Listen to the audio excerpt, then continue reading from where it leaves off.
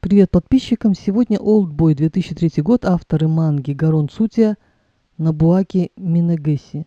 Автор сценария и режиссер Пак Чан Ук. В ролях Че Мин Сик, Ючи Тэ, Кан Хе Джон. Бюджет 3, сборы 15, 272 миллиона долларов.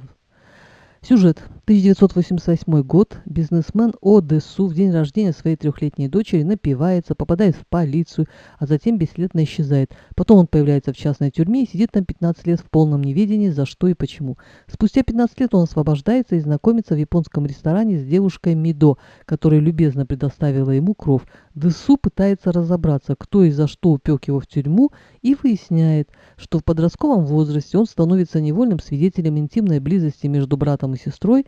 Он рассказывает об этом приятелю, дальше об этом узнают все, и девочка якобы покончила с собой, спрыгнув с высокого моста. Ну, не якобы, она действительно покончила с собой.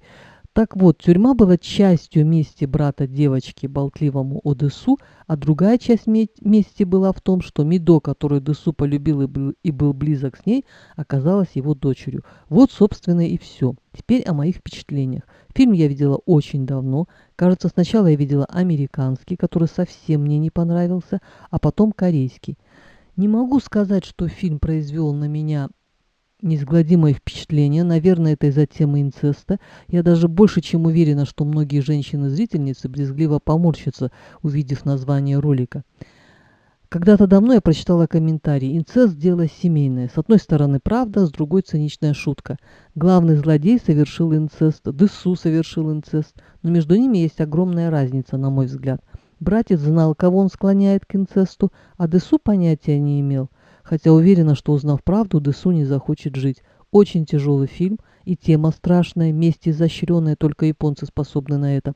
Одним словом, шокирующее кино. Хотя случаи инцеста явление довольно частое в нашей жизни, но не все случаи становятся публичными, а тем более экранизированными. Конечно, можно было бы еще попричитать, ну как же он не узнал свою кровинушку, и сердце-то у него не ёкнуло, ну не ёкнуло, ну не узнал.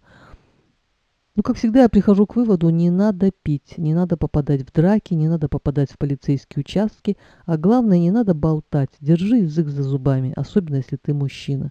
Даже соблюдая все это, нет стопроцентной гарантии, что ты не вляпаешься в какую-нибудь историю, но попытаться уменьшить риски все-таки необходимо. Состояние после фильма очень тягостное, и почему люди такие мерзкие, ответа нет. У меня такое состояние, как будто я в яму с дерьмом провалилась. В комментах где-то прочитала: то ли умный фильм, то ли для умных.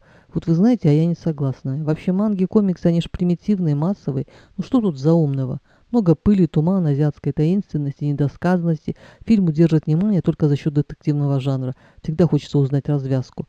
Но справедливости ради надо отметить тот же сюжет, но американский фильм вообще никакой. Значит, корейцы все-таки лучше прочувствовали драматизм японской манги.